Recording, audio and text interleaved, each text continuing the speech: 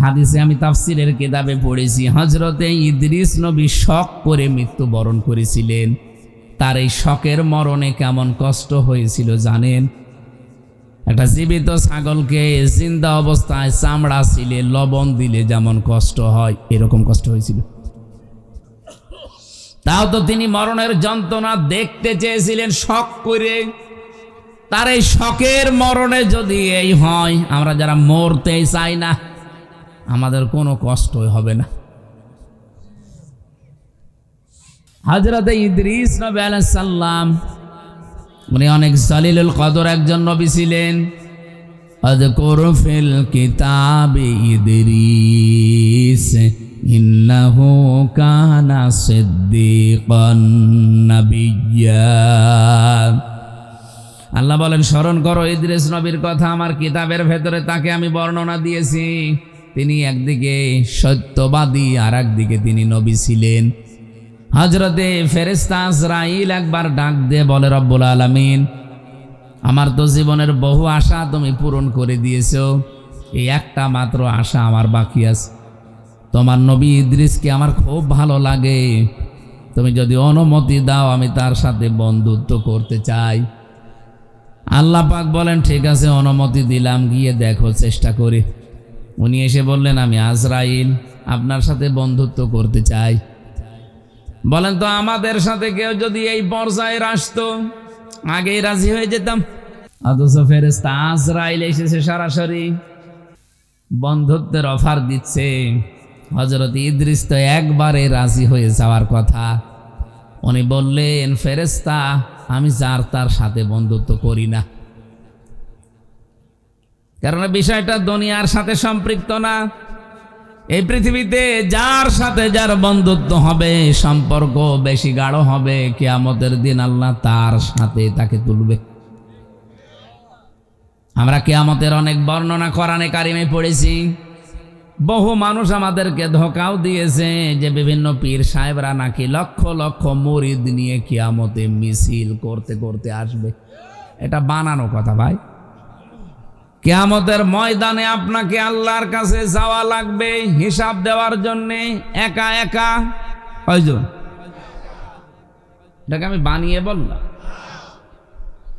অকুল্লুহুম আতিহি ইয়াউমাল কিয়ামাতি ফারদা। সূরা মরিয়মের ভেতরে আছে 95 নম্বর আয়াত।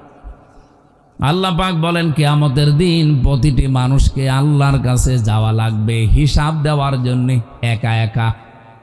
আপনি কোথায় পেলেন যে পীর সাহেবেরা লক্ষ মানুষ নিয়ে মিছিল করতে করতে যাবে? বলেন। এই কোরআনের আয়াতের সাথে যেহেতু মেলে না, সুতরাং আপনার এই পীর বলেন, এই বুজুর্গ বলেন, এই মিথ্যাবাদী। আমার কথাও যদি কোরআনের কোনো আয়াতের সাথে না মেলে, বুঝবেন যে না, আমার কথাও মিথ্যা, আমিও ভণ্ড। কিয়ামতের বিচারের প্রথম ধাপ যেহেতু এইটা, আপনাকে যাওয়া লাগবে কয়জন করে? আরো জোরে বলেন। তাহলে এর সাথে যাদের টাইম মিলবে না, সে যদি আপনার পীর সাহেব হয়, আজকে থেকে মানবেন, মনে করবেন ওটা এক ধান্দাবাজ, ও আমাদেরকে ধোঁকা দিয়ে বোকা বানিয়ে ওর স্বার্থ সিদ্ধি করতে চায়। এবার আসছে দ্বিতীয় ধাপ। ধাপ হবে কিয়ামতে 3টা। বাংলাদেশে বিচার ব্যবস্থায় যেমন ধাপ আছে 4টা। কয়টা? কি বলেন তো দেখি। এই যে আমাদের কুষ্টিয়ার ম্যাজিস্ট্রেট কোর্ট আছে, এরপরে জজ কোর্ট আছে। এখান থেকে যদি কেউ ভালো রায় না পায়, আরো 2টা কোর্ট আছে ঢাকাতে, একটা হাই কোর্ট, একটা সুপ্রিম কোর্ট। বাংলাদেশের বিচার ব্যবস্থা শ্রেণী বিভাগ কয়টা? 4টা। আল্লাহ পাক কিয়ামতের দিন যে বিচার ব্যবস্থা সাজিয়েছেন, এর ধাপ 3টা। 1 নম্বরে আপনাকে হিসাবের জন্য ডাক দেওয়া হবে, আপনার মা বাবা না, আপনার ভাই বোন না, আপনাকে আল্লাহ ডাকবে স্রেফ একা একা। একা ডাক দিয়ে আপনাকে সামনে নিয়ে জিজ্ঞাসা করবে, হামজা এটা করেছিলি? যদি আল্লাহর ইচ্ছা হয় যে আপনাকে আল্লাহ মাফ করে দেবে, তাহলে একটা আলাদা বিচার ব্যবস্থা আল্লাহ তৈরি করবে। লক্ষ কোটি কোটি মানুষ থেকে আপনাকে আলাদা করে একা চারিদিকে কুদরতের চাদর দিয়ে ঘিরে নেবে। একটা সামিয়ানা দিয়ে আপনাকে ঘিরে সামনে দাঁড় করিয়ে বলবে, হামজা বল তো এই কাজ তোর জীবনে ছিল। এমন একটা বিষয় আমার সামনে তুলে ধরবে যে মনে হচ্ছে আমার সব কাজগুলো রেকর্ড হয়ে আছে।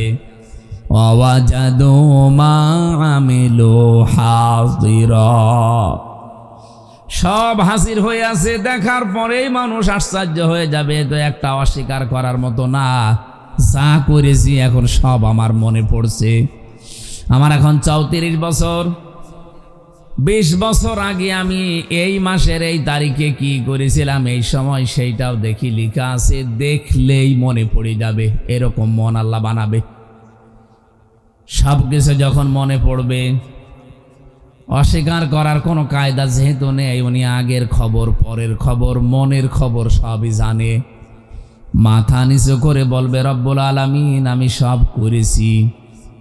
আমার কাকতি মেনতির দিকে, চোখের পানির দিকে তাকিয়ে রব্বুল আলামিন বলেন, আমি যারে মাফ করার ইচ্ছা করব ওরে বলবো যা মাফ করে দিলাম, কাউকে বলবি না, জান্নাতে চলে যা। এরকম একটা হিসাব আইয়াসিরা, সহজ হিসাব, এটা যেন আমাদের সবাইকে আল্লাহ দান করেন, বলেন আমিন। কিয়ামতের দ্বিতীয় বিচার ব্যবস্থা, এবার আর আপনাকে আল্লাহ একা ডাকবে না, বিচার করার জন্য আপনাকে ডাকবে আপনার নেতার সাথে। না, নেতা সহ না, নেতার সাথে। সহ আর সাথে আলাদা আছে। নেতাকে আল্লাহ বলবেন আগে আয়, এরপরে কর্মীকে ডাক দিয়ে পেছনে দাঁড় করাবে। সূরা বানী ইসরাঈলের ভেতরে আছে 71 নম্বর আয়াতে, ইয়াউমা নাদউ কুল্লা উনাসিম বিইমামিহিম। কিয়ামতের দিন এবার আল্লাহ মানুষকে ডাকবে, প্রতিটি মানুষ তার নেতার সাথে উঠবে। কার সাথে? অকুষ্টিয়াবাসী রাজনৈতিক ভাবে না নিয়ে একটু ভাবেন তো আয়াতটা নিয়ে, নাকি আয়াত আমার নিজের বানানো? বলেন বলেন। কিয়ামতের দিন আল্লাহ আপনাকে ডাকছে আপনার নেতার সাথে। সামনে আপনার নেতা, পেছনে আপনি। আমি জানি বিভিন্ন জায়গায় ভ্যানের ওপরে, সাইকেলের ওপরে, দোকানে বসে, মাসায় বসে, গাড়িতে বসে আপনি শুনছেন। ভালো করে শোনেন, কিয়ামতের দিন আপনাকে নেতা সহ ডাক দিয়ে, সামনে নেতা, পেছনে আপনি। বিবেককে এবার প্রশ্ন করেন, এমন নেতার পেছনে আপনি থাকেন যে সারা জীবনে একটা সত্য কথা বলেছে বলে আপনারও বিশ্বাস হয় না। এরকম নেতা নেই? যেই নেতা সুদের সাথে জড়িত, ঘুষের সাথে জড়িত, চাঁদাবাজির সাথে জড়িত, দখলবাজির সাথে জড়িত, ধর্ষণের সাথে জড়িত, মিথ্যা মামলার সাথে জড়িত, অন্যায়ভাবে রফিকুল্লাহ কালবিকে হত্যার উদ্দেশ্যে মেরে ফেলার নিয়তে মেরেছে, এরকম নেতাও দেশে আছে। এরকম হাজারো নেতা সামনে আসবে, পেছনে থাকবেন আপনি কর্মী। আমার মনে হয় আপনার কি বিশ্বাস হয় এখন যে এই নেতার দিকে তাকিয়ে আল্লাহর কি ভালো লাগবে না রাগ হবে? ওরে দেখে যদি রাগ হয়ে যায় তে আপনার পর্যন্ত তো আল্লাহ যাবে না।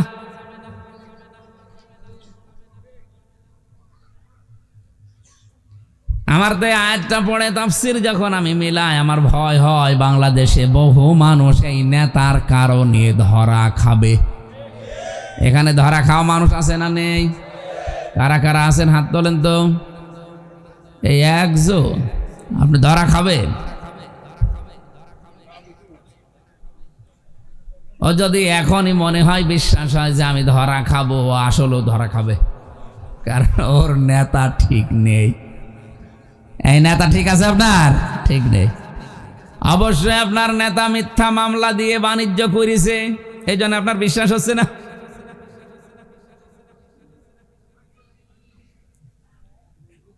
আজ 19 মাস হয়ে গেল, এই 19 মাসের ভেতরে মিথ্যা মামলা দিয়ে বাণিজ্য করে কোটি কোটি টাকার মালিক হয়েছে, এরকম নেতা কুষ্টিয়া জেলায় নেই। আমি কি নাম ধরবো? নাম ধরে আমি মায়ের খাই, করুক। এমনকি 17 বছরে অনেকে যা কামাতে পারে না, এ 19 মাসে অনেকে তার চাইতে বেশি মাল কামিয়েছে। কি বৈধ পথে? সব মিথ্যা মামলা দিয়ে, মিথ্যা সাক্ষী দিয়ে। চাঁদাবাজি, দখলবাজি, আর বাকিগুলো আমি নাই বললাম। এরকম মানুষের সাথে কিয়ামতের দিন যখন আপনি উঠবেন, ওরে দেখে যদি আল্লাহর মেজাজ খারাপ হয়ে যায়, তে আপনাকে তো এক থাপ্পড় দেবে। কিয়ামতের দিনের জন্য দ্বিতীয় সিস্টেম এইটা, আপনি আর একা উঠবেন না, এবার আপনার নেতার সাথে উঠবেন। আপনাকে আমি সতর্ক করলাম, এখন কি করবেন আপনার বিবেক যা বলে মেনে নেন। আপনি এখন নেতা পাল্টাবেন না, ওইটার সাথেই থাকবেন। দেখেন, আমি আপনাকে বাঁচাতে এসেছি, কিয়ামতের দিন এটা হবে আমি জেনেছি কোরআন থেকে, আপনি জানেন না তাই জানালাম। এরপরেও যদি আপনি ওই লাইনে থাকেন, আপনাকে আমি একটু ঠেলা দিয়ে যান। তৃতীয় যে সিস্টেম, এবার আর আপনি একা না, নেতা না, এবার উঠবেন সবাইকে নিয়ে। সবার সামনে আল্লাহ দাঁড় করিয়ে আপনার বিচার করার জন্য প্রথমে মুখের ওপরে, এরপরে হাতের মুখের ওপরে সেলাই লাগিয়ে হাত দিয়ে পা দিয়ে আপনার বিভিন্ন অঙ্গ প্রত্যঙ্গ দিয়ে কথা বলাবে। সূরা ইয়াসিনের 65 নম্বর আয়াতে আল্লাহ আমাদেরকে স্মরণ করিয়েছেন, আলিয়াউমা নাখতিমু আলা আফওয়াহিহিম ওয়া তুকাল্লিমুনা আইদিহিম ওয়া তাশহাদু আরজুলুহুম বিমা কানু ইয়াকসিবুন। বলেন আল্লাহু আকবার। কুষ্টিয়াবাসী বড় আবেগ নিয়ে, ভালোবাসা নিয়ে কথা বলছি আপনাদের সামনে। আমি নিজেও আছি এই আলোচনার ভেতরে। কিয়ামতের দিন সত্যিই কিন্তু আমরা অনেকেই ধরা খাবো। হযরত ইদ্রিস নবী এইটা খেয়াল করে বলেছিলেন, ফেরেশতা আমি যার তার সাথে বন্ধুত্ব করি না। তা আপনি যখন এসেছেন আপনার সাথে আমি বন্ধুত্ব করব, তবে আমার শর্ত 3টা। 1 নম্বরে আমি এখন মরতে চাই, এখনই আপনি আমাকে মেরে ফেলবেন, এরপরে আবার আমার জীবন ফিরিয়ে দেবেন, কারণ আপনি তো মানুষকে মেরে ফেলেন, জান কবজের দায়িত্ব তো আপনার। ফেরেশতা ফিরে গেলেন আল্লাহর কাছে, ডাক দিয়ে বলে, রব্বুল আলামিন, নবী মনে করে গিয়েছিলাম, মনে করছিলাম ভালো মানুষ, এখন দেখছি ভেজাল, তো মরতে চাই। আল্লাহ বলেন ঠিক আছে, মেরে ফেলো। ইদ্রিস নবী বললেন, ফেরেশতা আমি জানি, আমি আল্লাহর কথাগুলো আমার জানা আছে। ওয়াজাতে সাকারাতুল মাউতি বিল হক যালিকা মা কুনতা মিনহু তাহিদ। এই পৃথিবীর সব কিছু মিথ্যা হতে পারে, কিন্তু মরণের যন্ত্রণা হক, এটা সত্য। সুতরাং আমার 1 নাম্বার শর্ত, আমি মরতে চাই। কেমন যন্ত্রণা হয় মরলে, ওটা আমি দেখব। হযরতে আজরাইল জান কবজ করে নিলেন, আবার জানটা তার ভেতরে ফিরিয়ে দিলেন। হাদিসে আমি তাফসিরের কিতাবে পড়েছি, হযরতে ইদ্রিস নবী শক করে মৃত্যুবরণ করেছিলেন। তার এই শকের মরণে কেমন কষ্ট হয়েছিল জানেন? একটা জীবিত ছাগলকে জিন্দা অবস্থায় চামড়া ছিলে লবণ দিলে যেমন কষ্ট হয়, এরকম কষ্ট হয়েছিল। তাও তো তিনি মরণের যন্ত্রণা দেখতে চেয়েছিলেন শক করে। তার এই শকের মরণে যদি এই হয়, আমরা যারা মরতে চাই না, আমাদের কোনো কষ্টই হবে না। 2 নম্বরে আপনি আমাকে জাহান্নাম দেখাবেন। জাহান্নামের শাস্তি সম্পর্কে আমি শুনেছি, ইন্নাহু মাইয়াতি রাব্বাহু মুজরিমান ফাইন্না লাহু জাহান্নাম লা ইয়ামুতু ফিহা ওয়া লা ইয়াহইয়া। অপরাধী হয়ে কোনো বান্দা বান্দি যদি আল্লাহর সামনে যায়, আল্লাহ তাকে প্রথমে জাহান্নামে দেবেন। জাহান্নামে অবস্থা তার এমন হবে, লোকটা বাঁচবেও না, মরবেও না। আমি এটা দেখতে চাই যে কি হলে মানুষ বাঁচেও না, মরেও না। হযরত ইদ্রিস নবীকে আল্লাহর ফেরেশতা জাহান্নামে প্রবেশ করিয়ে আবার বের করে নিয়ে আসলেন। মানে 3 নাম্বার শর্ত আমার, আমি জান্নাত দেখতে চাই। জান্নাতে প্রবেশ করালেন, নিয়ামতগুলো দেখালেন। আল্লাহ রাব্বুল আলামিন জান্নাত যেভাবে সাজিয়েছেন, তাকে দেখিয়েছেন জান্নাতের পোড়াটা কিভাবে আল্লাহ সাজিয়েছে। নবীজি বলেন জান্নাত আল্লাহ এমনভাবে সাজিয়েছে কোনো চোখ কোনো দিন দেখে নাই, কোনো কান কোনো দিন শোনে নাই, কোনো মানুষের হৃদয়ে কোনো দিনের কল্পনা উদয় হয় নাই। কুষ্টিয়াবাসী মানুষের কল্পনার রাজ্য, এটা কি ছোট না বড়? কত বড় জানেন? আমি যদি এখন কল্পনা করি এই ময়দানে আমি 10তলা বিল্ডিং এর মালিক হব, কল্পনা করলে হয়ে যাবে? এর জন্য কত কাঠ খড়ি পোড়ানো লাগবে, ওকে 1.5-2 বছর। এরপরে তো টাকা পয়সা খরচ আছে, মিস্ত্রি দেওয়া লাগবে, সিমেন্ট দেওয়া লাগবে, এরপরে কত মাল মশলা আছে। মাটি পরীক্ষা থেকে শুরু করে রংচং করে বিল্ডিংটা আমার হাতে ডেলিভারি দিতে 1.5-2 বছর সময় লাগবে না লাগবে না? কল্পনা করতে সময় লেগেছিল 2 বছর। কত বলেন বলেন? মাত্র 2 সেকেন্ডের কল্পনার বহির্প্রকাশ যদি 2 বছর লাগে। আল্লাহ বলেন মুমিনের কল্পনা আমার জান্নাত, ও কল্পনা যা করবে ওইটাই জান্নাত। আজ দুনিয়াতে কত মানুষ কল্পনা করে আছে। শেখ হাসিনা তো কল্পনা করেছিল 31 সাল, 41 সাল হয়েছে, কল্পনা পর্যন্ত যেতেও পারে নাই। আজও কত কিছু কল্পনা মানুষ নিয়েছে, 2000 মানুষের জীবন তাদের কাছে জীবনই না, কল্পনা নিয়ে বসে আছে। উল্টিয়ে যখন যাবে তখন ঘুম ভাঙবে, অন্তত ঘোর কাটার আগেই যেন ঘুম ভাঙে। আল্লাহ তাদের তৌফিক দেন, বলেন আমিন। আমিন কি বুঝে শুনে বললেন না আন্দাজে বলছেন?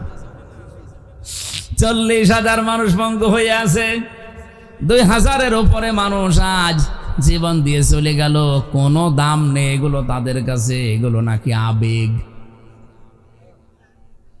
আবেগ ছিল এই জন্য আপনি আজকে মন্ত্রী, আবেগ ছিল এই জন্য আপনি সংসদের ভেতরে বসতে পেরেছেন। আবেগ না থাকলে আপনাকে এখনো পর্যন্ত ওই জায়গায় থাকা লাগতো। সুতরাং এগুলো হেয়ালি খেয়ালি উল্টাপাল্টা কথা বলবেন না। আবেগের জন্য আজ আমির হামজা এতগুলো মানুষের সামনে কথা বলতে পারছে, নয়তো আমির হামজা কুষ্টিয়ায় ঢোকা সম্ভব ছিল না।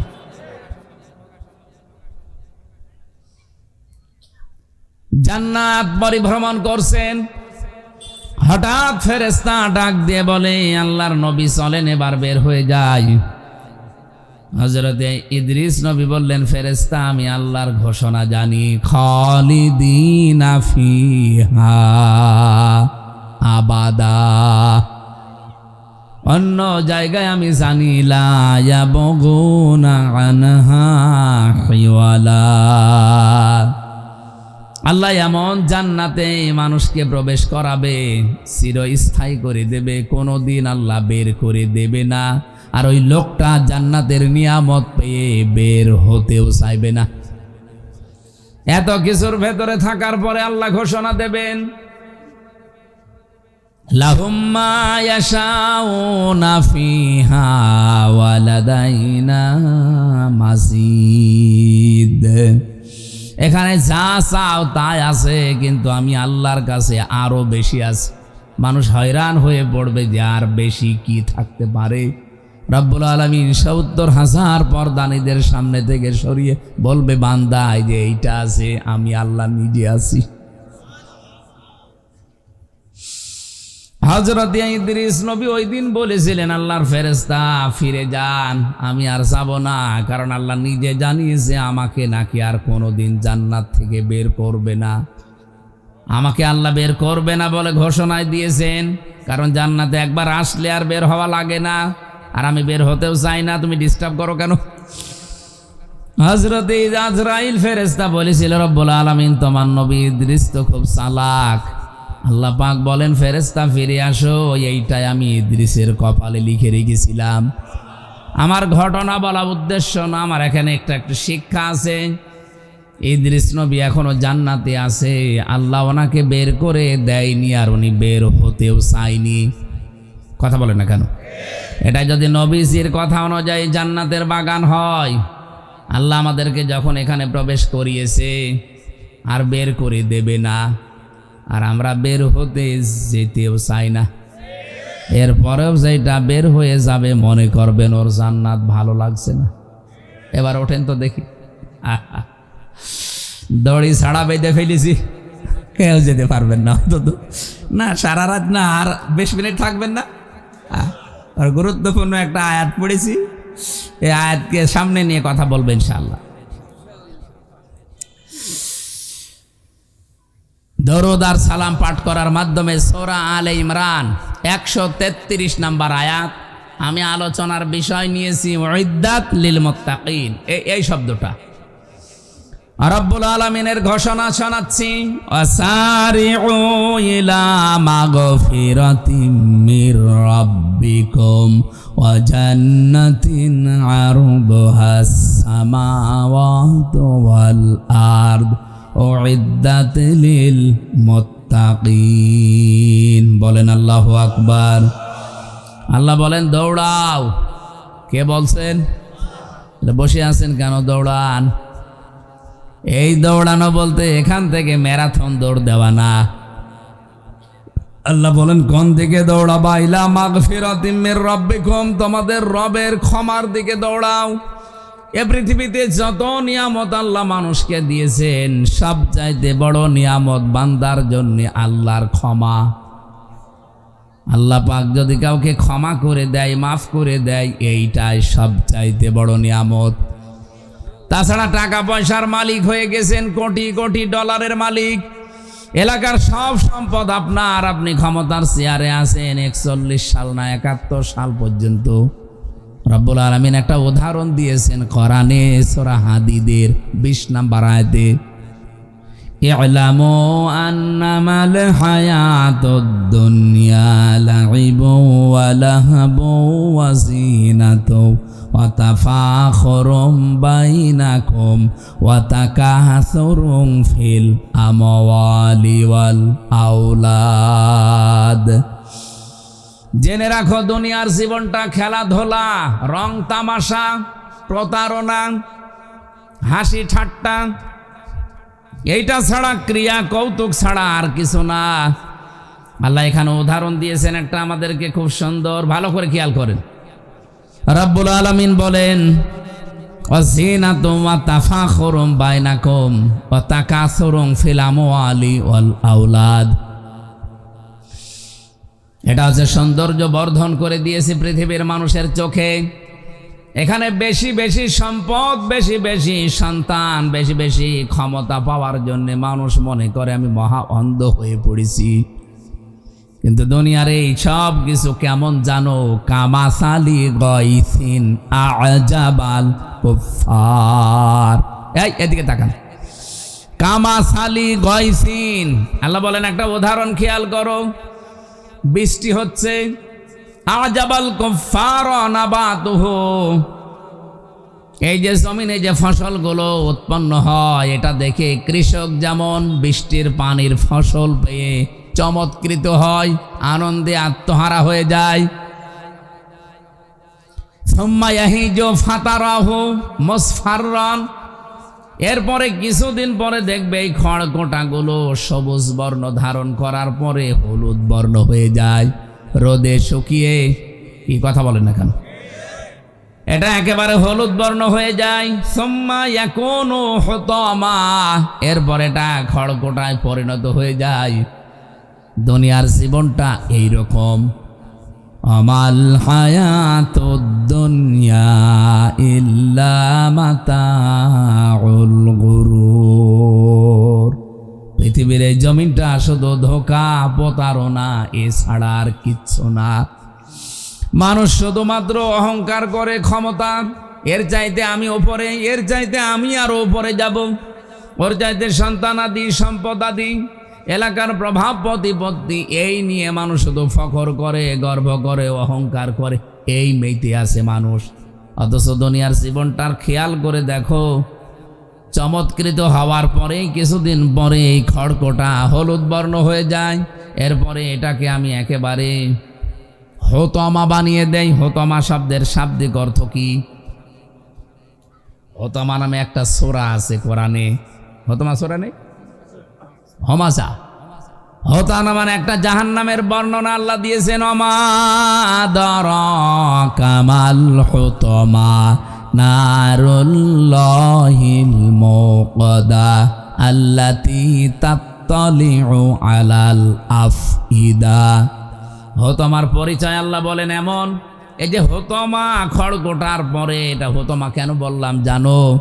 জাহান্নামে হোতমা এমন সিস্টেম বানানো আছে, দুনিয়ার আগুন যেখানে লাগে ওই জায়গা পুড়ে যায়, আর হোতমায় যে আগুন আমি বানিয়েছি ওটা যেখানে লাগবে আগে কলিজা পুড়ে যাবে।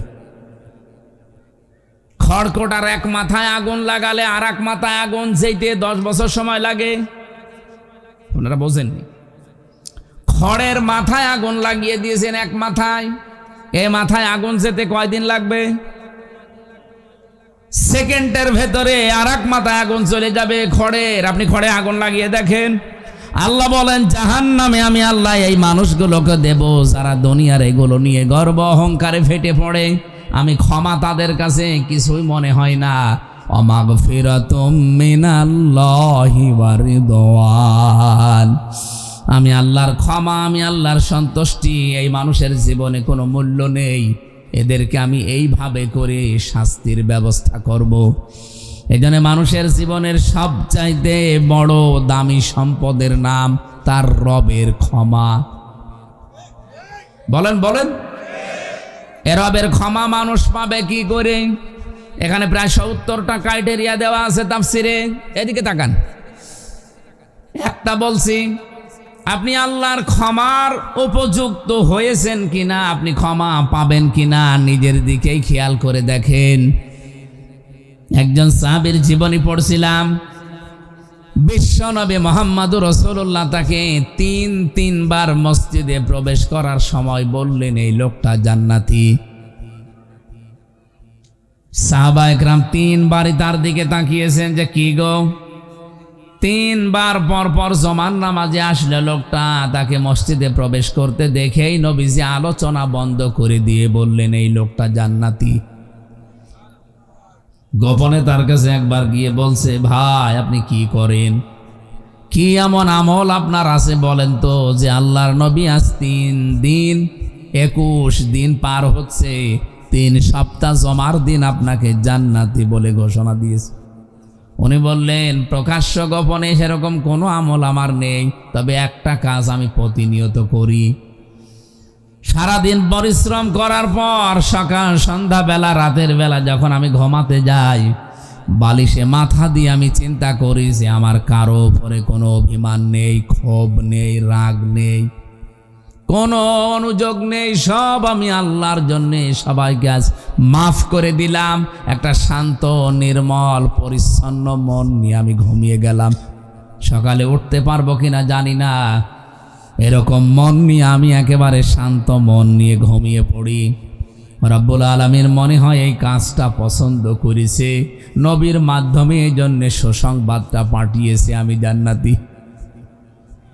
তিনি সারাদিনের পরিশ্রান্ত শরীর বালিশে মাথা দেওয়ার পরে চিন্তা করতেন, কারো উপরে আমার কোনো রাগ নেই, ক্ষোভ নেই, অভিযোগ নেই, যা আছে সব আমি মাফ করে দিলাম আল্লাহর জন্যে। এই জন্যে আল্লাহ তারে মাফ করেন। আর আমরা সারাদিন পরিশ্রম করি, যাই করি, সন্ধ্যাবেলা রাতের বেলা ঘুমানোর সময় চিন্তা করি কার 12টা বাজাবো, সকালবেলা উঠে কার নামে মিথ্যা মামলা দেব, কার নামে মিথ্যা তথ্য ছড়িয়ে সাংবাদিক বিভিন্ন জায়গায় মিথ্যা তথ্যগুলো সংগ্রহ করে কি করে কার 12টা বাজাবো, কার চরিত্রে কলঙ্কর দাগ দেব, এই চিন্তা করে মানুষ ঘুমায়। এরকম মানুষ আছেন কারা? হাত তোলেন তো। এই এলাকায় ওয়াজ দেওয়ার দরকার কি? তো সব আল্লাহর ওলি বসে আছে। আমি তো এরকম মানুষই চাচ্ছি। কুষ্টিয়াবাসী ওই সাহাবীকে নবীজি যেভাবে সুসংবাদ দিয়েছিলেন, ক্ষমা মাফ, আমরাও এই কাজটা আজকে থেকে করতে চাই। আমার মনে হয় রাজনৈতিক যত দল এই দেশে আছে, ধর্মীয় যত দল আছে, যত জায়গাগুলো আছে প্রতিষ্ঠান কেন্দ্রিক বাংলাদেশে, সব জায়গা থেকে যদি আমরা এই চিন্তাটা করতে পারতাম ঘুমানোর সময়, যে আমার কারো উপরে কোনো রাগ নেই, অভিযোগ নেই, কোনো রকমের কোনো কিছু নেই, সব আমি আল্লাহর জন্য মাফ করে দিলাম। বাংলাদেশ কালকে সকালেই জান্নাত হয়ে যাবে। কে কথা বোঝেন আমার? এই কথার ওজন কত আপনি টের পেয়েছেন? আমি কিন্তু সবগুলোকে পেছিয়েছি। এইটাই দরকার ক্ষমা পাওয়ার জন্য। 70টার ভেতরে এইটা একটা। আপনাকে আল্লাহ মাফ করবে কি দেখে? এই পৃথিবীতে কোনো মানুষ যদি সমর্থ থাকার পরেও কাউকে মাফ করে দেয়, মহান আল্লাহ ওই মানুষের 70টা অপরাধ মাফ করে দেয়।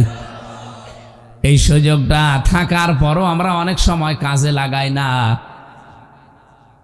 আমরা আরো সেই পুরাতন রাগগুলো কি করে তোলা যায় সেই চিন্তা করে। এই যে বুঝে ফেলিস, পুরাতন রাগ কি করে মনে মনে করে কোথায় কি হয়েছে সেইগুলো তুলে তুলে মানুষের ওপরে রাগ খাটায়। তা আল্লাহ আপনাকে যে মাফ করবে সে রাস্তা কই? 2 নম্বরে আল্লাহ বলে না জান্নাতিন, এমন একটা বাগানের দিকে দৌড়াও। 1 নম্বরে আমি আল্লাহর ক্ষমা পাবে যারা, তারাই আমার বাগান পাবে। এই বাগান মানে জান্নাত, জান্নাতুন মানে বাগান। এই জান্নাত পাওয়ার জন্য তোমরা দৌড় প্রতিযোগিতা করো। আফিদালিকা ফালিয়াতানা ফাসিলে মুতানাফিসুন। আমি আল্লাহর যে জান্নাত তোমাদের জন্য বাগান বানিয়েছি, ওই বাগান পাওয়ার জন্য তোমরা দুনিয়ায় প্রত্যেকেই প্রতিযোগিতা আরম্ভ করো। এর আগে যে শব্দগুলো আল্লাহ দিয়েছেন, খিতামুহু মিসকুন, অমিসাজুহু মিন তাসনিম, আইনাই ইয়াশরাবু বিহাল মুকাররাবুন। এই তাসনিম শব্দের ব্যাখ্যাটা আমি মালয়েশিয়াতে ইন্টারন্যাশনাল ইসলামিক ইউনিভার্সিটিতে একটা সেমিনারে ছিলাম। ওই জায়গায় এই ব্যাখ্যাটা আমি পেয়েছিলাম। এদিকে তাকান ভাই, রব্বুল আলামিন যে তাসনিম শব্দটা দিলেন, ঝর্ণা ধারা। এ ঝর্ণা থেকে কি পানি বের হয় সেই পানির একটা বর্ণনা দিচ্ছিলেন ডক্টর জাকির নায়েক, আর রাশিয়া বিশ্ববিদ্যালয়ের একজন শিক্ষক। উনি বলছিলেন এই যে কোরআনে কারিমে মুসলমানদের কোরআনে এই যে শব্দটা তাদের মালিক দিয়েছে, তারা কি কোনোদিন চিন্তা করে এই শব্দটা নিয়ে?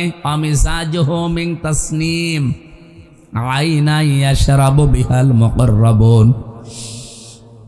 এমন একটা বাগান, এমন একটা ঝর্ণা ধারা থেকে মানুষকে আল্লাহ পানি পান করাবে, তার নিকটবর্তী বান্দাদেরকে এই ঝর্ণা থেকে পানি পান করাবে। আমরা যারা সামনে বসে আছি, প্রায় 42টা দেশের বিশ্ববিদ্যালয়ের ছেলেমেয়েরা প্রশ্ন ছুড়ে দিয়েছে যে বলো তো এই পৃথিবীতে সবচাইতে দামি পানির নাম কি? তাসনিম আইনুন ইয়াশরাবু বিহাল মুকাররাবুন, যেটা পান করবে। অনেক কোরআনের আয়াত থেকে একটা ব্যাখ্যা দিতে গিয়ে আমাদেরকে কেউ তো বলতে পারে না, কেউ কেউ জানিয়েছে যে হ্যাঁ জমজমের পানি খুব দামি।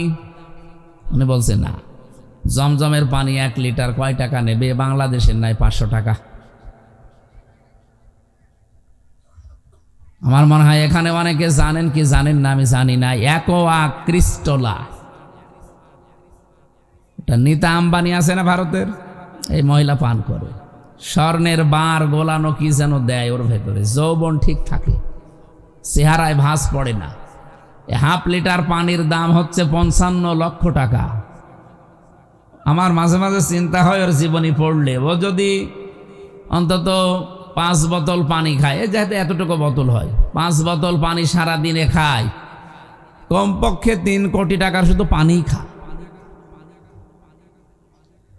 অথচ জান্নাতের ভেতরে আল্লাহ যে পানির কথা বললেন, তাসনিম আইনা ইয়াশরাবু বিহাল মুকাররাবুন, তার নিকটবর্তী বান্দাদেরকে আল্লাহ যেটা খাওয়াবে, যারা আজকে দুনিয়ার জীবনে প্রতিযোগিতা করছেন ওই পানি পাওয়ার জন্যে, ওই পানি 2.5 গিলাস 3 গিলাস 5 গিলাস না, আপনাকে আল্লাহ ফ্রি দিয়ে দেবে। বলেন সুবহানাল্লাহ।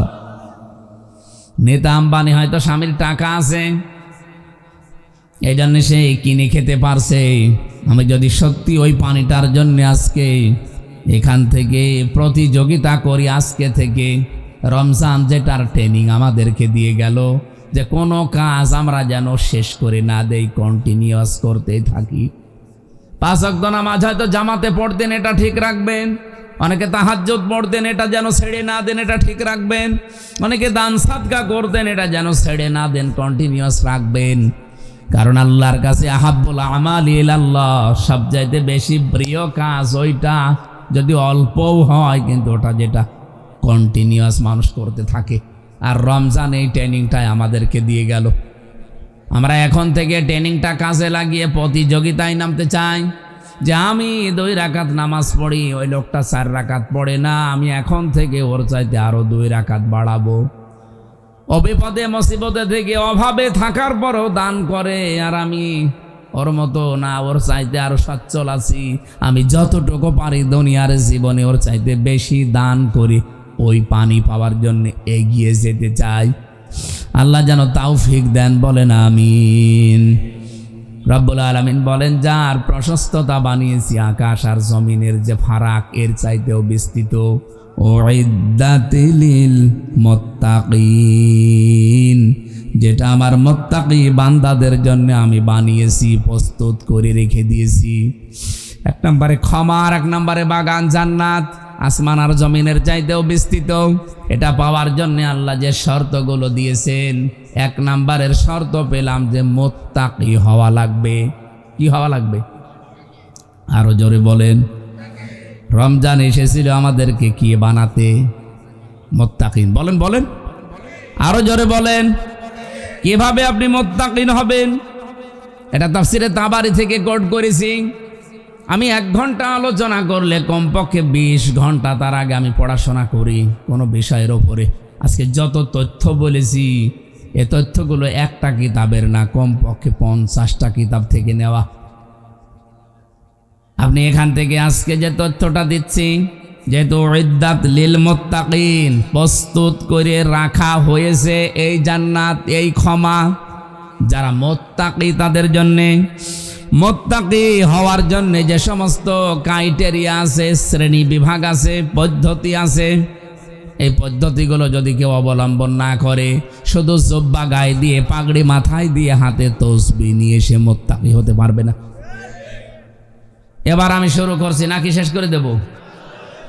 না, বলেন বলেন, আমি এগুলো বলি শেষ করছি। আপনার ব্যাখ্যা করতে গেলে সারা রাত চলে যাবে। 1 নম্বরে, কেউ যদি মুত্তাকি হতে চান, খালি ভড়ি মোটা করলেই হবে? আমার মতো বড় জুব্বা গায়ে দিলে হবে কি? 1 নম্বরে নবীজি বলেন তাকে হকের অনুসন্ধানকারী হওয়া লাগবে। সে হক তালাশ করে বেড়াবে, কোথায় সত্য পাওয়া যায়, হক পাওয়া যায়, এই অনুসন্ধানে সেতে লেগে থাকবে। আজকে থেকে আমি সহ প্রত্যেকে এটাই লেগে থাকতে চাই। কথা বলে না কেন? আমাদের জাতির পিতা ইব্রাহিম আলাইহিস সালাম এটা করেছিলেন। উনি আল্লাহকে খুঁজতেছিলেন, রবকে রবকে। কেউ কোনো সময় তারকা, কোনো সময় চন্দ্র, কোনো সময় সূর্য। সব যখন ডুবে গেল, অস্তমিত হয়ে গেল, তিনি বললেন না। ফালাম্মা আফালা ক্বালা লা উহিব্বুল আফিলিন, আমি ভালোবাসি না যেগুলো ডুবে যায়, অস্তমিত হয়ে যায়। জাতির সামনে তিনি দাঁড়িয়ে গেলেন, একটা ঘোষণা দিয়েছিলেন। আমার মনে হয় আজকে যারা ইব্রাহিমের সন্তান, তারা এই ঘোষণাটাই জাতির সামনে দিয়ে দিয়েছে। কি বলেন তো? কি এই যে ঠিক বললেন, বুঝেছেন নাকি আন্দাজে বললেন? আন্দাজে বলেছেন। জাতির সামনে দাঁড়িয়ে উনি ভাষণ দিয়েছিলেন। আমরা যারা ইব্রাহিমের সন্তান দাবি করি, জাতির পিতা শেখ মুজিবের না, ইব্রাহিম তার সন্তান হিসাবে যারা দাবি করি, তারাও এই ঘোষণা আমরা জাতির সামনে দিয়েছি, এখনো দিচ্ছি।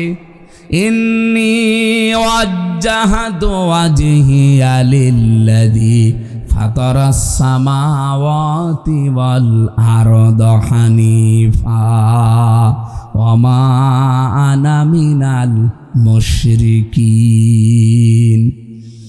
হে বাংলার মানুষেরা, আমরা আমাদের মুখ, আমাদের চেহারা, আমরা এমন সত্তার দিকে ঘুরিয়েছি যিনি আসলে আসমান আর জমিন বানিয়েছেন। উদ্ভাবক, হানিফা, আমার লোক দেখানোর জন্য না, ক্ষমতায় যাওয়ার জন্য না, কারো মন পাওয়ার জন্য না। আমরা সত্যিই মুখ ফিরিয়েছি আল্লাহর দিকে একনিষ্ঠভাবে। আমা আনা মিনাল মুশরিকিন, আমরা কিন্তু মুশরিক না, শিরিক করি না। এ কথাটাকে আমরা লোক দেখানোর জন্য বলি প্রতিদিন। আপনি দেখবেন নামাজ যারা পড়ে অনেকে চায় নামাজের দোয়া মনে করে পড়ে, কিন্তু যদিও এটা তাকবীরে তাহরিমা দেওয়ার পরে পড়ার নিয়ম। আমরা যারা ইব্রাহিমের সন্তান, এটা আমার এ দেশের জাতিকে আমরা অলরেডি জাতি জানিয়ে দিয়েছি। কোনো চিন্তা, কোনো ভয় কাউকে আমরা গ্রহণ করি না। কিসের সূর্য, কিসের চন্দ্র, কিসের আব্রাহাম লিঙ্কন, কিসের ভারত, কিসের আমেরিকা, কাউকে মানি না। আমরা একনিষ্ঠভাবে ফিরেছি কার দিকে? আরো জোরে বলেন। ইব্রাহিম নবী এই ঘোষণা দেওয়ার পরে তার জাতির লোকেরা তারা আপেল খাওয়িয়েছে। বলেন বলেন কি করেছিল? আপনি সূরা এটা আনামের 75 নাম্বার 76 নাম্বার আয়াতে দেখবেন। 75, 76, 77, 78, 79, 80, 81, 82 নাম্বার আয়াত পর্যন্ত জাতির লোকেরা বলেছে ওয়াহাজ্জাহু কওমুহু, তার সাথে তারা রীতিমতো ঝগড়া করা আরম্ভ করেছে।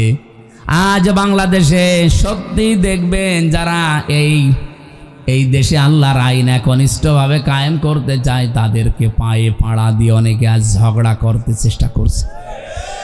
আমার তো আয়াতগুলো পড়লে মনে হয় এই মাত্র নাজিল হইল, 1500 বছর আগে না, এই মাত্র আগে নাজিল হচ্ছে। দেশে ইব্রাহিমের সন্তানের সাথে নমরুদের বাচ্চারা যা করেছিল এখন অনেক নমরুদ তাই করছে। হযরত ইব্রাহিম দমে গিয়েছিলেন। জাতির এই ঝগড়া দেখে তিনি বলেছিলেন ওয়া কাইফা খাফু মা আশরাকতুম ওয়া লা তাখাফুনা আন্নাকুম আশরাকতুম বিল্লাহ মা লাম ইউনাজ্জিল বিহি আলাইকুম সুলতানা। হযরত ইব্রাহিম বলেছিলেন ওয়া কাইফা খাফু মা আশরাকতুম, আমি কেমন করে ভয় পাবো? তোমরা আল্লাহর সাথে শরীক করেই ভয় পাও না। আল্লাহর আইনের সাথে মানুষের তৈরি করা আইনগুলো তোমরা কায়েম করার জন্য চেষ্টা করো, ভয় পাও না। আর আমরা জমিন যার বিধান চালাবো তার বিধান কায়েম করার জন্য আমরা চেষ্টা করছি। আমাদেরকে ভয় দেখাও, কোন কারণে ভয় পাবো? মা লাম ইউনাজ্জিল বিহি আলাইকুম সুলতানা, তোমাদের তো কোনো দলিল নেই, সব তোমাদের বানানো, খালি মুখের জোর আর চাপা। কথা বলেন না কেন? সব চাপা আর মুখের জোর ছাড়া কোনো চরিত্র নেই। আর আমাদের পক্ষে দলিল আছে, একটা দুইটা না, 918টা এই কোরআনে। জালা লাহুল খালকু ওয়াল আমরু ইনিল হুকমু ইল্লা লিল্লাহ লিল্লাহি মা ফিস সামাওয়াতি ওয়া মা ফিল আরদ লিল্লাহি মুলকুস সামাওয়াতি ওয়াল আরদ। 918টা দলিল আমাদের পক্ষে আছে। তোমরা মনে করছো চাপা দিয়ে আমাদেরকে চাপিয়ে রাখবে? জীবনেও দমন করা যাবে না। ইব্রাহিম আলাইহিস সালামকে যেমন দমন করতে পারে নাই, তার সন্তানদেরকেও দাবিয়ে রাখা যাবে না। আমি আশা করছি মেন কথা বুঝে ফেলেছেন। এজন্য সত্যের অনুসন্ধানকারী হওয়া লাগবে। 1 নম্বরে কেউ যদি তাকওয়াবান হতে চায়, মুত্তাকি হতে চায়, 1 নম্বরে তাকে সত্যের অনুসন্ধানকারী হওয়া লাগবে। 2 নম্বরে যদি সত্য কোনো দিন সে পেয়ে যায়, মুত্তাকি হওয়ার জন্য তাকে সত্য কবুল করা লাগবে, গ্রহণ করা লাগবে। ইব্রাহিম নবী সত্য অনুসন্ধান করছিলেন, তাকে কেউ দেখিয়ে দেয়নি, তিনি অনুসন্ধান করতে করতে পেয়েছিলেন। আর আমাদের চোখে আঙ্গুল দিয়ে দেখিয়ে দিলে আমরা সত্য গ্রহণ করতে চাই না। আমি কথা বোঝাতে পারিনি? হ্যাঁ, ঠিক আছে। 3 নম্বরে যদি সত্য পেয়ে যান, কবুল করার পরে, গ্রহণ করার পরে আপনার দায়িত্ব, যদি মুত্তাকি হতে চান, এই পদ্ধতি 3 নম্বরে আপনাকে এটা প্রচার করা লাগবে। আপনি প্রচার করেন হক কথা। বাল্লিগু আন্নি ওয়ালাউ আয়া, একটা কথাও জানা থাকলে পৌঁছিয়ে দাও। আমার মনে হয় যদি আমরা মুত্তাকি হওয়ার জন্য 3 নাম্বার পদ্ধতি অবলম্বন করতাম, বাংলাদেশে এই 17 বছরে কেউ তাফসির মাহফিলে বাধা দেওয়ার সাহস পেত না। আমরা শুধু ওই আমির হামজার দায়িত্ব দিয়ে ছেড়ে দিয়েছে, যা ও যা করে করুক, ও ছেলে চায় যা গো মরে মরুক। আরে ভাই, দায়িত্ব তো হামজার একা না, সবার। সবাই মিলে যদি মনে করতাম আমি মুত্তাকি হতে চাই, আমার জন্য আল্লাহ জান্নাত বানিয়েছে, প্রস্তুত করে রেখেছে। সুতরাং এই 3 নাম্বার প্রক্রিয়া, এটা আমি এটা প্রচার করে যেতে চাই। কেউ বাধা দেওয়ার সাহস পেত না। এই কারণে বলছি, কারণ এখানে আমরা 92% মুসলমান। 4 নম্বরে, হক যদি প্রচার করেন হবে না, হকের ওপরে দৃঢ় থাকা লাগবে, কায়েম থাকা লাগবে। এই পৃথিবীতে যারাই হকের ওপরে দাঁড়িয়েছে, দৃঢ় থেকেছে, কায়েম থেকেছে, আমার আল্লাহ তাদেরকে মুত্তাকির সর্বোচ্চ পর্যায়ে পৌঁছিয়ে দিয়েছে। আমি নিজে অনেকগুলো মানুষ জীবনে দেখেছি, আমার এই চোখে দেখা সেলখানার ভেতরে বহু মানুষকে আমি হকের ওপরে টিকে থাকতে দেখেছি। ফাঁসির দড়ি সামনে চলতেছে, এক বিন্দু বিসর্গ পরিমাণে টলে নাই। শহীদ মীর কাশেম আলী রহমতুল্লাহ আলাইহে 3 ঘন্টা পরে যার ফাঁসি হবে, এই লোকটা 3 ঘন্টা পরে ফাঁসি, ফাঁসির 2 ঘন্টা আগে উনি 2 ঘন্টা ঘুমিয়েছেন। হকের ওপরে টিকে না থাকলে এটা জীবনও সম্ভব না। এই তথ্যটা পাবেন সূরা সেজদা, হামিম সেজদার 30 নম্বর আয়াতে।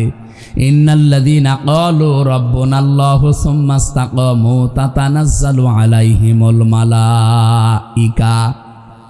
কোন মানুষ যখন বলে আমার রব আল্লাহ, এর উপরে টিকে থাকে, আল্লাহ তখন ছেড়ে দেয় না, ফেরেশতা পাঠিয়ে দেয়।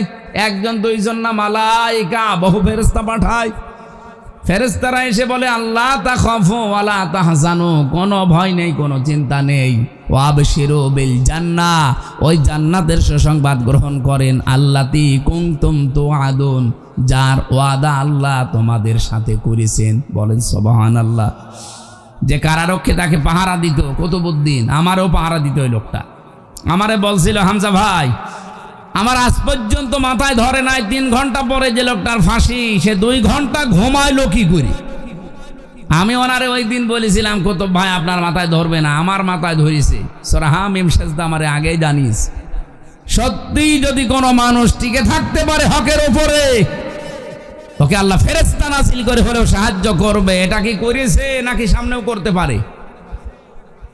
5 নম্বরে, হকের ওপরে তাকে হক কায়েম করা লাগবে।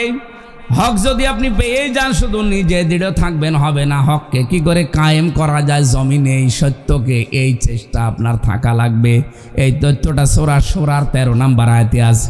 6 নম্বরে, শুধু কায়েম করলেই হবে না, যদি হক একবার কায়েম হয়ে যায়, এটা কিভাবে টিকে থাকে সেই জন্য চেষ্টা করা লাগবে। পদ্ধতি বললাম কয়টা? বলেন বলেন। এই 6টা পদ্ধতি হচ্ছে মুত্তাকি হওয়ার। আল্লাহ নিজে জানিয়েছেন, পুরা কোরআন থেকে বলছি, যাদের জন্য আল্লাহ বানিয়েছেন, জান্নাত প্রস্তুত করে রেখেছেন, তার ক্ষমা, এই মানুষগুলো এই পদ্ধতিতে যদি যেতে পারে, সে আল্লাহর দৃষ্টিতে মুত্তাকি হবে। তার জন্য জান্নাত আল্লাহ বাগান প্রস্তুত করে রেখেছেন। বলেন সুবহানাল্লাহ। নিজের স্ত্রী বাদ দিয়ে অন্যের প্রতি যাদের আকর্ষণ, পরকীয়া প্রেমে যারা লিপ্ত, এরকম মানুষ দেশে নেই? তাদের জন্য একটা ঔষধ আছে কোরআনে কারিমে, সূরা নূরের 30-31 নম্বর আয়াত। বললেন সুবহানাল্লাহ বলছে। ও গম আসেছিলেন, তাও ভালো। কুল্লিল মুমিনিনা ইয়াগুদ্দু মিন আবসারিহিম ওয়া ইয়াহফাযু ফুরুজাহুম যালিকা আযকা লাহুম ইন্নাল্লাহা খাবীরুম বিমা ইয়াসনাউন। এই আয়াতটা তাফসীর সহ পড়বেন। কোন মানুষের যদি এই রোগ থাকে যে বিয়ের পরে পরে নিজের বউ 1 বছর 2 বছর ভালো লাগতো, এখন আর ভালো লাগে না, অন্যের বউ দেখলে কেমন যেন ভালো ভালো লাগে, এরকম মানুষ নেই? এটা একটা রোগ। এই রোগের ঔষধ আল্লাহ দিয়েছেন 2টা। কয়টা? বলেন বলেন। একটা হোমিওপ্যাথি, একটা অ্যালোপ্যাথি, নাকি কি বলেন? 1 নম্বরে আল্লাহ বলেন এই দৃষ্টি নিম্নগামী করা লাগবে। 2 নম্বরে লজ্জা স্থানের হেফাজত করা লাগবে। এই 2টা ঔষধ যদি কোনো মানুষ সর্বোচ্চ 1 মাস পালন করতে পারে, ওর তখন অন্যের স্ত্রীর চাইতে নিজের চায় যেটা, এই স্ত্রীর প্রতি ভালোবাসা মহাব্বত বাড়বে। আপনি এই ঔষধ আজকে থেকে খেয়ে দেখেন, সামনে বলছে ইনশাল্লাহ ঠিক আছে, আলহামদুলিল্লাহ, আপনি মানবেন। মুরব্বী মানুষ, আপনার বলার দরকার কি? আপনি কার দিকে তাকান? না, দাদার বয়সী লোক, উনি যদি বলছে ইনশাল্লাহ, উনি এদিকে ওদিকে তাকাতে পারে। আজকে থেকে আমরা যাদের এই রোগের রোগী আছি, এই রোগটা দূর করার জন্য আল্লাহ ঔষধটা দিয়েছেন। সে নারী হোক আর পুরুষ হোক, প্রত্যেকের জন্য। কথা বুঝতেছেন? মেয়েরা যারা এসেছেন, আপনাদের জন্য পুরুষের জন্য একই ওয়াজ, আপনার জন্য আলাদা একটা ওয়াজ। নবীজি বলেন, ওই মহিলা জাহান্নামী, ওই মহিলা জাহান্নামী, ওই মহিলা জাহান্নামী, যে তার স্বামীর সামনে মেজাজ নিয়ে কথা বলে। এই কয়া ইউনিয়নে এসব নেই। সুতরাং আপনার নামাজ, রোজা, পর্দা সব কিন্তু মাঠে মারা যাবে। আল্লাহ আপনাকে তৌফিক দিন এই আয়াতটা মেনে চলার। আমি কোরআনে কারিম থেকে যে কথাটা শোনাচ্ছিলাম, যারা এটা মনে করে যে আমার ছেলেকে আমি ধনী বানিয়ে রেখে গেলাম, আপনার এই ছেলে যে ধনী থাকবে তার গ্যারান্টি আছে? আবাউকুম ওয়া আবনাউকুম লা তাদরুনা আইয়ুহুম আকরাবু লাকুম নাফআ ফারিদাতাম মিনাল্লাহ। তোমাদের মা বাবা, তোমাদের সন্তান সন্ততি, তোমরা জানো না যে কে তোমাদের উপকারী। আপনি সন্তানকে ধনী বানিয়ে রেখে গেলেন একজনকে ফাঁকি দিয়ে, ওই সম্পদ ওর কাছে থাকবে, আপনাকে গ্যারান্টি কেউ দেয়নি, আর এটা থাকবেও না। অবৈধ কোনো কিছু করে গেলে এমন একটা অসুখ আল্লাহ মনে করেন চাপিয়ে দেবে, যা সম্পদ রেখেছিলেন সব বিক্রি করে আরও কিছু যোগ করা লাগবে। এরকম রোগ দেশে নেই? আমি পেয়েছি, বহু মানুষের সাথে মিশেছি দুনিয়ায়। এই জন্য এই কাজ কেউ করবেন না, আল্লাহ যেহেতু নিষেধ করছেন। এই ওয়ারিশ যারা জমি জায়গা ভাগ করার কথা বলতে বলতে আল্লাহ তিলকা হুদুদুল্লাহ দিয়েছেন, এটা আল্লাহর নির্ধারিত হদ, সীমানা, বর্ডার। এই বর্ডারগুলো কেউ যেন ক্রস না করে, এরকম বর্ডার আছে পরা কোরআনের ভেতরে 500। কত? আমাদের বাংলাদেশে বর্ডার কয়টা বলেন তো? চারদিকে বর্ডার কয়টা? 34টা। 34 না 32? হ্যাঁ, 32টা। এতগুলো বর্ডার যদি আপনি ক্রস করতে চান, পাসপোর্ট যদি না থাকে, ভিসা না থাকে, আপনাকে মনে হয় মামার আদরে ঢুকতে দেবে না? আগে ছিল, কিন্তু এখন আর নেই। তো যেহেতু প্রত্যেকটা দেশের সীমানা করা আছে, বর্ডার দেওয়া আছে, আল্লাহ রাব্বুল আলামিন আমাদেরকে পৃথিবীতে চলার জন্য 500টা বর্ডার দিয়েছে। এই বর্ডারের কাছে যখনই যাবেন, আপনার যদি ঈমান থাকে, আপনি যেন থমকে যান, দাঁড়িয়ে যান। এই কাজগুলো যারা করেন তারা যেন আজকের আলোচনা শোনার পরে আপনি ওই জায়গায় স্টপ হয়ে যান, দাঁড়িয়ে যান। আল্লাহ যেন কবুল করেন, আমিন। সুতরাং ওই সমস্ত আনন্দগুলো করলে কোরআনের সাথে যেহেতু মেলে না, আমরা এরকম কোনো আনন্দে আগামীতে যেতে চাই না। ঈদের আনন্দ চলছিল, যতটুকু করেছেন আমার বিশ্বাস বাংলাদেশে হয়তো সীমানা পার হয়ে গেছে অনেক ক্ষেত্রে। যারা আমরা সীমানা পার করি নাই, বর্ডার ক্রস করি নাই, এই মানুষগুলোই এই ময়দানে এসেছেন। যারা মমতাজের গানের অনুষ্ঠানে যেত, তারা এখানে আসে না, আর ওরকম মানুষ এখানে আসেও না। আসে? এখানে যারা আসবে, এসেছে, আমার বিশ্বাস এই মানুষগুলো জান্নাতি। কারণ নবীজির ভাষা, এটা যদিও ফুটবল খেলার ময়দান, কিন্তু এটা এখন জান্নাতের বাগান, রিয়াজুল জান্নাহ। এই জান্নাতের বাগানে কোনো জাহান্নামী মানুষকে আল্লাহ ঢুকতে দেবে না। কথা বুঝতেছেন? কারণ জান্নাতের একটা নিয়ম হচ্ছে, কেউ যদি জান্নাতে একবার যেতে পারে, কোনো দিন আল্লাহ তাকে বের করে দেয় না, আর সে বের হতেও চায় না। রব্বুল আলামিন বলেন, খালিদিনা ফিহা লা ইয়াবগুনা আনহা হিওয়ালা। চিরকাল মানুষ জান্নাতে থাকবে, বৈশিষ্ট্য আল্লাহ এভাবে দিয়েছেন বানিয়ে। কোনো মানুষ জান্নাত থেকে বের হতে চাইবে না, আল্লাহ বের করেও দেবে না। ওয়ালাকুম ফিহা মা তাশতাহি আনফুসুকুম ওয়ালাকুম ফিহা মা তাদউন নুজুলাম মিন গফুরির রহিম। রব্বুল আলামিন বলেন, এমন বাগান বানিয়েছি, ওই জান্নাতের ভেতরে চাওয়ার আগে জিনিস পাওয়া যাবে। এ পৃথিবীতে এমন কোনো জায়গা আপনি পাবেন না যেখানে চাওয়ার আগে জিনিস পাওয়া যায়। চাবেন, এরপরও দেরি হবে। কি কথা বললেন? প্রধানমন্ত্রী এখন যিনি আছেন, কোনো কিছু চাইলেই সঙ্গে সঙ্গে পাবে না, চাবে, নিয়ে আসতে দেরি হবে। কিন্তু জান্নাত আল্লাহ এমন ভাবে বানিয়েছেন, মনের ভেতরে কামনা আসলেই সঙ্গে সঙ্গে সামনে হাজির হয়ে যাবে।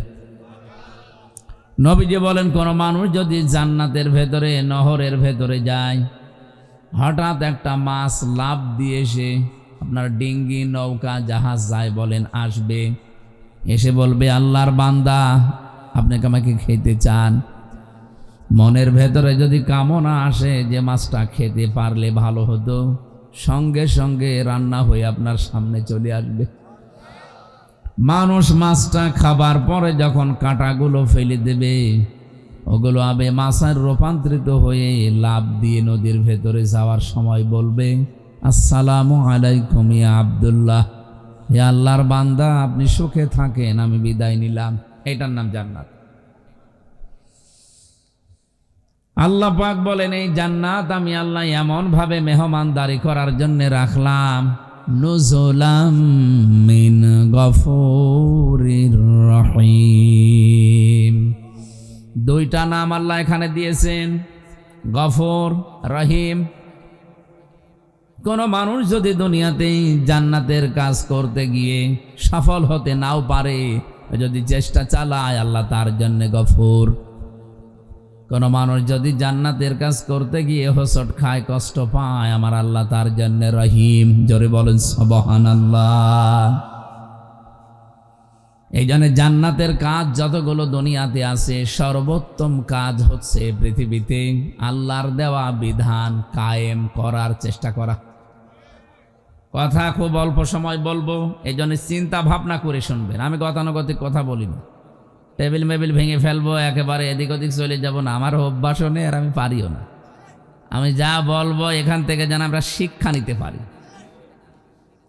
রব্বুল আলামিন কোরআনে কারিমে আমার যতটুকু আয়ত্ত আছে, আমার এই ব্রেনের ভেতরে এটা অলরেডি ঢুকেছে।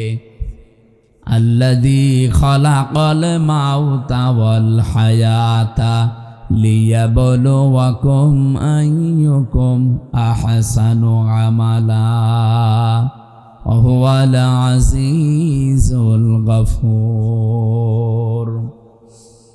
আগের আয়াতে বলেছিলাম নুজুলাম মিন গফুরির রহিম, একটা গফুর একটা রহিম। আর এই জায়গায় কি আছে? ওয়া হুয়াল আজিজুল গফুর। দুইটা নাম আছে। আপনি কোনোদিন চিন্তা করেছেন আল্লাহ নামগুলো কেন বক্তব্য দেওয়ার পরে পরেই ব্যবহার করেন? আপনি দেখবেন বিভিন্ন কথা বলার পরে আল্লাহ তার নাম ব্যবহার করেছেন। আমি আজকে তেলাওয়াতকৃত আয়াতে নামাজের ভেতরে পড়ছিলাম, কোন জায়গায় আল্লাহ নামাজের ভেতরে যেগুলো আমরা পড়ি, কিছুক্ষণ পড়ে পড়ি তার নাম দিয়েছেন। ইন্নাল্লাহা কানা আলিমান হাকিমা ওয়া কানাল্লাহু গফুরুর রহিমা। এই নাম শোনেননি? এরকম 500 নাম আছে আল্লাহর, আমরা 99টা জানি বেশিরভাগ। 500 নাম আল্লাহ কোরআনে কারিমে এবং অন্যান্য আসমানি কিতাবের ভেতরে ছড়িয়ে রেখেছিলেন। আপনি তাওরাত পড়বেন, ইনজিল দেখবেন, জাবুর দেখবেন, ওই যে 100 সহিফার নাম শোনেন, এগুলোতে ছড়ানো আছে আল্লাহর নাম 4,900 একটা। আমি অন্যান্য তাফসিরের ভেতর থেকে কোট করেছিলাম। 99টা নাম অলরেডি আল্লাহ কোরআনে কারিমে বিভিন্ন জায়গায় এভাবে দিয়েছেন। এখানে যে 2টা নাম দিয়েছেন, আমার এই ছোট্ট মাথা এটা ধরা পড়েছে তাফসির পড়ার মাধ্যমে। রব্বুল আলামিন বলেন, তোমাদের হায়াত আর মওত বানিয়ে দুনিয়ায় পাঠালাম কেন জানো? লিয়াবলুয়াকুম আইয়ুকুম আহসানু আমালা। আমি যেন তোমাদেরকে পরীক্ষা করে নিতে পারি, তোমাদের ভেতরে কে সবচাইতে ভালো কাজ করে আমার কাছে আসতে পারো। এ পর্যন্ত শুনেছেন কারা কারা? হাত তোলেন তো। ও বাবা, কার সামনে ওয়াজ করছে? এখনো সবগুলো হাত ওঠে না, তার মানে আপনারা অন্য খেয়ালে আছেন। এভাবে ক্লাস করা যাবে না, আরো একটা ভাবা লাগবে। এদিকে তাকান, যা বলবো সেই গোড়া থেকে শেষ পর্যন্ত আমি কমপক্ষে 7টা শিক্ষা দিয়ে শেষ করে দেব। আমাদের মওত আর হায়াত আল্লাহ বানিয়েছেন। আল্লাযী খলাকাল মাউতা ওয়াল হায়াতা, আল্লাযী খলাকাল হায়াতা ওয়াল মাউতা দেয়নি, আগে মউত বানালাম এরপরে হায়াত বানালাম। এখানে আমার মনে হয় আলেমরা ছাড়া কেউ বলতেই পারবেন না যে আমাদের হায়াত কয় প্রকার। পারবেন না? জানেন আমাদের হায়াত 5 প্রকার। এই পৃথিবীতে আসার আগে এই 2টা হায়াত আমরা পার করে ফেলেছি। আলমে আরওয়া, রুহের জগৎ, একটা আলমে বতুন, মায়ের পেটের জগৎ। এখন যেটা আছে আলমে দুনিয়া, এই পৃথিবীর জগৎ। এরপরে আর একটা সামনে আসছে আলমে বারজাখ, কবরের জগৎ। এরপরে একটা সর্বশেষ আসবে আলমে আখিরাত, পরকালের জগৎ। এই 5টার ভেতরে 2টা অলরেডি পার করে ফেলেছি, সামনে 2টা আছে, মাঝখানেরটায় আছি। তার মানে যেহেতু 2টা পার হয়ে গেছে, সামনে 2টা আছে, মাস্ট বি আপনাকে সামনের 2টায় যাওয়াই লাগবে। কি কথা বুঝতেছেন? আল্লাহ আগে হায়াতা ওয়াল মাউতা দেননি, আল্লাযী খলাকাল মাউতা ওয়াল হায়াতা দিয়েছেন। আমি যতগুলো তাফসীর আয়ত্ত করতে পেরেছি সব মুফাসসির একমত, আল্লাহ মানুষকে এটাই স্মরণ করাতে চায়, বান্দা বান্দি যত উপরে ওঠো না কেন সব সময় এই চিন্তা করবা যে মরা লাগবে। এই চিন্তাটা যার ভেতরে যত বেশি বদ্ধমূল হবে, ওর দুনিয়ার জীবন তত বেশি পরিচ্ছন্ন হবে। আমি যত উপরে উঠি না কেন, আমি যেহেতু একেবারে এমপি পর্যন্ত হয়ে গেছি, এখন এই দেশের সর্বোচ্চ আর একটা ধাপ আছে মন্ত্রী, এরপরে আর নেই। আমি যত উপরে উঠি না কেন, এই চিন্তা যদি আমার থাকে যে আল্লাহ আমার মরা লাগবে, আমার দ্বারা দুর্নীতি করা সম্ভব না। এরপরে আল্লাহ দিয়েছেন লিয়াবলুয়াকুম, লি মানে যেন, তোমাদের সবাইকে আল্লাহ পরীক্ষা করতে চান। আইয়ুকুম, তোমাদের ভেতরে কে আহসানু আমালা, আকসারু আমালা দেয়নি আল্লাহ, যে বেশি বেশি কাজ করে আসতে পারে। আল্লাহ বলেন আমার বেশি কাজ লাগবে না, আমার ভালো কাজ লাগবে। কি কাজ? আমি চাই মানুষ যেন ভালো কাজ করে আসে।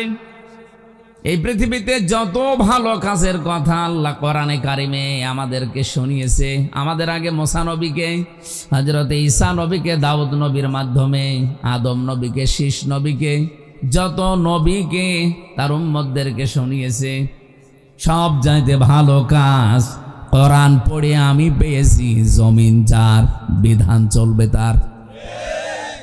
এটা আমি কি ভুল বললাম? আপনার সূরা 13 নম্বর আয়াত পড়বেন, সূরা আরাফের 54 নম্বর আয়াত পড়বেন, সূরা ইউসুফের 40 নম্বর আয়াত পড়বেন। পড়া কোরআনে এরকম 918 জায়গায় ডাইরেক্ট ইনডাইরেক্ট আমি পেয়েছি। যেহেতু জমিন যার, এখানে বিধান আইন কানুন চলা লাগবে তার।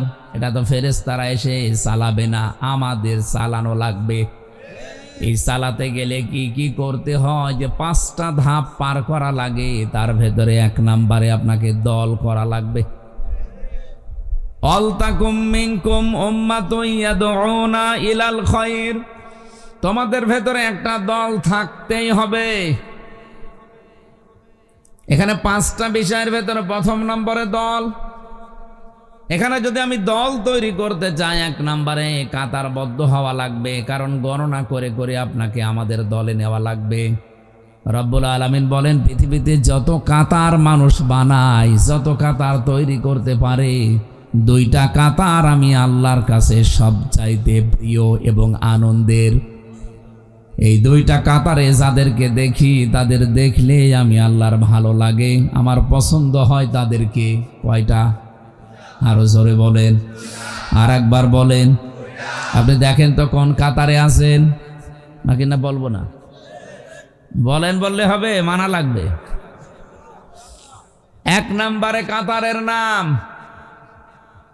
আল্লাহ পাক সূরা সফের 4 নম্বর আয়াতে জানিয়েছেন, ইন্নাল্লাহা ইউহিব্বু ইউহিব্বুল্লাযীনা ইউকাতিলুনা ফি সাবিলিহি সাফফান কান্নাহুম বুনয়ানুম মারসুস।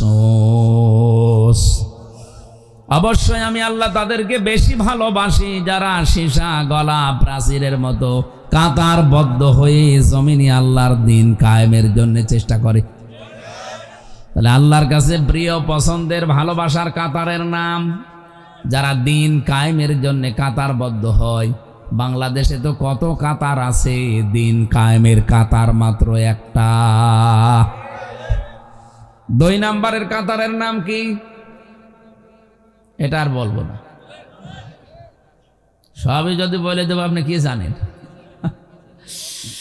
আল্লাহ রাব্বুল আলামিন দ্বিতীয় কাতারের কথা সূরা বাকারার 43 নম্বর আয়াতের ভেতরে জানিয়েছেন, ওয়াকিমুস সালাতা ওয়া আতুজ যাকাতা ওয়ারকাউ মা'আর রাকিঈন। যারা নামাজ কায়েম করে, সম্পদ থাকলে যাকাত দেয়, আর রুকুকারীদের সাথে রুকু করে, তার মানে যারা জামাতবদ্ধ হয়ে কাতারে নামাজ আদায় করে, এই কাতারটা আল্লাহর কাছে খুব প্রিয়। এজন্য কোনো মানুষ যদি নামাজের কাতারে বাঁকা হয়ে দাঁড়ায়, পুরা জামাতের যত গোনা হবে সব তার, এমনকি হেদায়েত যেন সে লোকটা না পায়, এজন্য তার অন্তরও আল্লাহ বাঁকা করে দেয়। কত বড় কঠিন কথা কোনোদিন চিন্তা করেছেন? কাবা শরীফে মসজিদে নববীতে যতবার গেছি, যতবার আমি নামাজ পড়েছি, কাবার ইমামেরা এ কথা কমপক্ষে 3 বার বলে, কমপক্ষে 3 বার বলে আরবিতে। সুফুফাকুম ইতাদিলু, কাতার সোজা করো, কাদের সাথে কাঁধ মিলিয়ে সোজা করো কাতার। ওই সময় বুঝতাম না, সেই 16 সালে 18 সালে, এখন বুঝি। কেন বারবার 1500 বছর আগে থেকে এই কথাটা নবীজি বলেছেন যে কাতার সোজা করো উম্মতেরা নামাজের সময়। আমার তো এখন মনে হয় বিশ্বে 57টা মুসলিম দেশ, আমরা যদি কাতার সোজা করার এই শিক্ষাটা আমরা নিতে পারতাম, এই পৃথিবীতে সবার উপরে আজ মুসলমানেরা থাকতো। ফিলিস্তিন আজাদ হয়ে যেত। এমনকি বাংলাদেশেও যে ষড়যন্ত্র চলছে মুসলমানদেরকে নিয়ে, ইসলামকে নিয়ে, এইটা করার কোনো সাহস কোনো মানুষ দেখাতো না। আমি নাম নিলাম না, এই জন্য দুঃখিত। মুসলমানদেরকে আজ ঘায়েল করার জন্য দেশে ইসলাম যেন কায়েম হতে না পারে যত ষড়যন্ত্র করছে বিভিন্ন মুসলমান নামধারী। এই নামগুলো নিলে খুব ভালো হতো, কিন্তু নিতে পারলাম না। এই মানুষগুলো মনে করছে আমরা যদি এভাবে করতে থাকি এ দেশে কোনোদিন ইসলাম কায়েম হবে না। না, আপনি ষড়যন্ত্র কত দূর যেতে পারবেন? আল্লাহু খায়রুল মাকিরিন, সর্বোত্তম কৌশলী আমার আল্লাহ। মহাপরিকল্পনা নিয়ে বসে আছে।